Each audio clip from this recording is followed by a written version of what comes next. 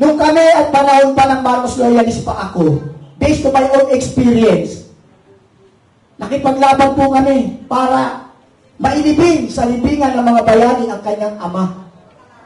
At walang mga pangulo na ito ay ipinalibing, except Pangulong Rodrigo Roa Duterte. Siya lamang po nakapagpalibing nito. Wala pong nakapagpalibing ng mga dumating na mga pangulo. Kahit ang kamag-anak niyang Pangulong Fidel Ramos ay hindi nagawang ipalibing ito. Naipauwi from Hawaii.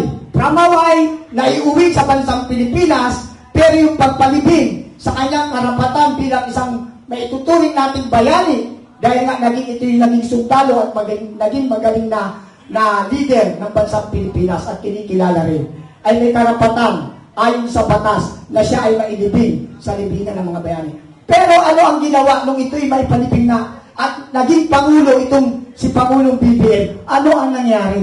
Ano ang kapalit?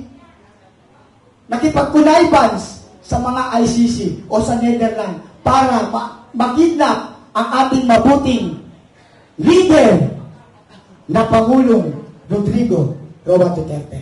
Yan ay isang dahilan din. At may isa pang dahilan dahil